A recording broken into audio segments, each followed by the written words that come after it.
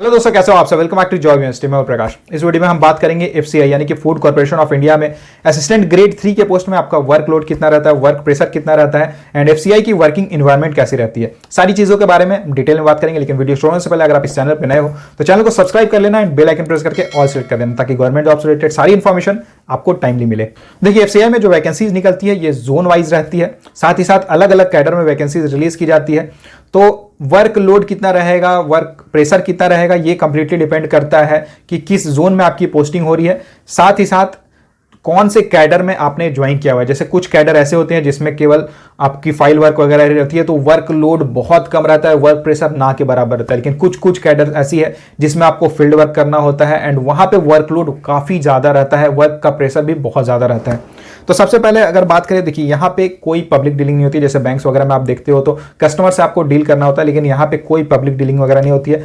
Public dealing जिस भी job में नहीं होती है वहां पे जो वर्कलोड रहता है ना वो बहुत कम हो जाता है, क्योंकि जब पब्लिक डीलिंग आपको करनी होती है तो उसमें आपको रियल टाइम वर्क करना होता है, यानी कि जिस टाइम पे वो आए हैं काम करने के लिए उसी टाइम में आपको काम करके देना होगा।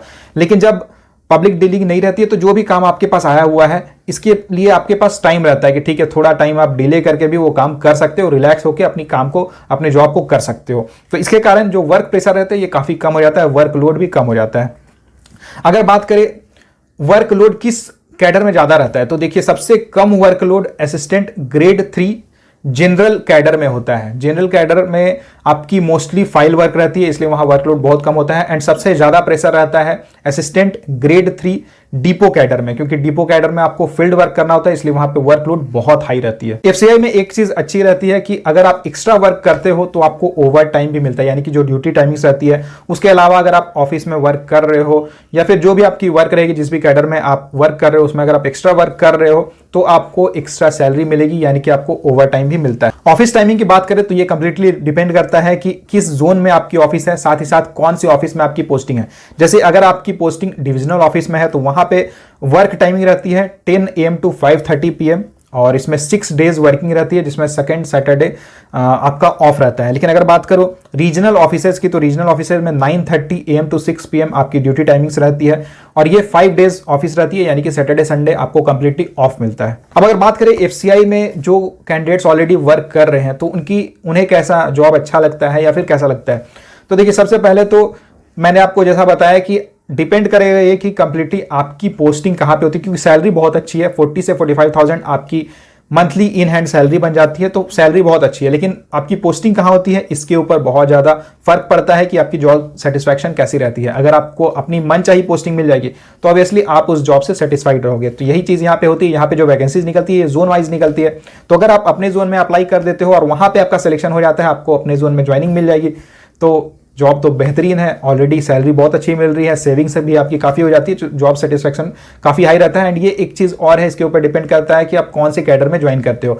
अगर आप ऐसे कैडर में ज्वाइन करते हो जहाँ पे वर्क प्रेशर कम रहता है तो जॉब सेटिस्फैक्शन ऑब्वियसली ज़्यादा रहेगा। एफसीआई की वर्क कल्चर कैसी रहती है, तो देखिए, एफसीआई की वर्क कल्चर बहुत ही बेहतरीन है, क्योंकि जितने भी आपके सीनियर्स हैं ये काफ़ी सपोर्टिव रहते हैं। जितने भी बैचमेट्स हैं, कलीग्स हैं, वो तो ऑब्वियसली दोस्ती जैसा हो जाता है। तो जब आप ऑफिस जाते हो तो एक ऐसा लगता है कि ठीक है, जब दोस्त यार के साथ आप मिलते हो तो कैसा लगता है, सेम वैसे ही फीलिंग आपको आएगी।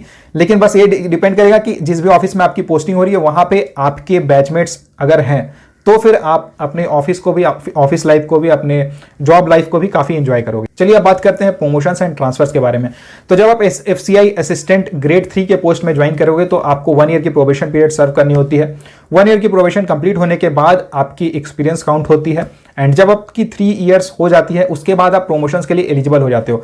अब ये कंप्लीटली डिपेंड करता है प्रमोशंस होगी या नहीं होगी, ये डिपेंड करेगा कि आपके सीनियर पोस्ट में वैकेंसी है या नहीं है। जैसे असिस्टेंट ग्रेड 3 के पोस्ट से फर्स्ट प्रमोशन होती है असिस्टेंट ग्रेड 2 के पोस्ट में, देन प्रमोशन होती है असिस्टेंट ग्रेड 1 के पोस्ट में।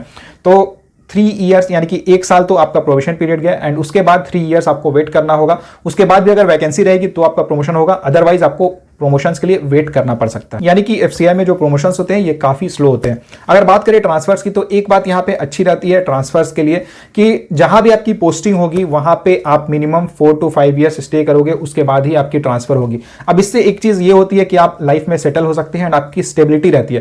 क्योंकि जैसे अगर आप कंपेयर करते हो इस जॉब को बैंकिंग जॉब से, तो बैंकिंग जॉब्स में क्या होता है कि आपकी ट्रांसफर्स बहुत ज्यादा फ्रिक्वेंटली होती है, तो किसी भी एक जगह पे, किसी भी एक शहर पे आप सेटल नहीं हो सकते हो। ये चीज यहाँ पे आपको बेनिफिट मिल जाता है है कि एक जगह पे आपकी पोस्टिंग रहेगी 4 से 5 साल, 6 साल मिनिमम आप एक जगह पे रह सकते हो, तो आप वहां पे आराम से सेटल हो सकते हो।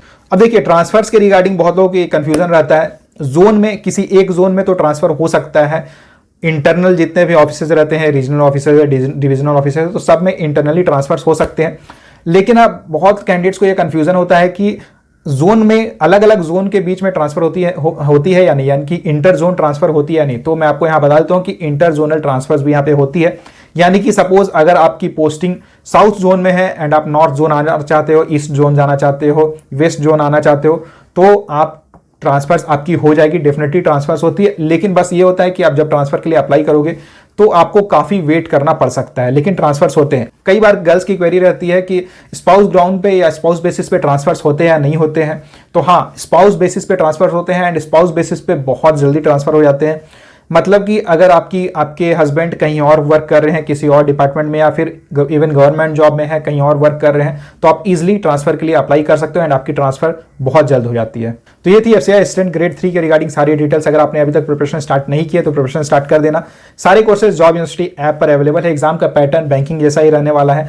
तो बैंक क्लर्क, एसबीआई क्लर्क की प्रिपरेशन अगर आप कर रहे हो तो बहुत अच्छी बात है। एसबीआई क्लर्क की एक कोर्स की डायरेक्ट लिंक मैं डिस्क्रिप्शन बॉक्स में डाल दे रहा हूं। जॉब यूनिवर्सिटी ऐप पर ये कोर्स अवेलेबल है, बहुत ही मिनिमम प्राइस में अवेलेबल है। तो अगर आप तैयारी करना चाहते हो तो आप ये कोर्स देख सकते हो। बाकी वीडियो से रिलेटेड अगर आपका कोई भी सवाल रहता है तो आप मुझे कमेंट करके पूछ सकते हो। वीडियो को लाइक जरूर कर देना, ज्यादा से ज्यादा शेयर करना। अगर आप इस चैनल पर नए हो तो चैनल को सब्सक्राइब जरूर कर लेना। Thank you.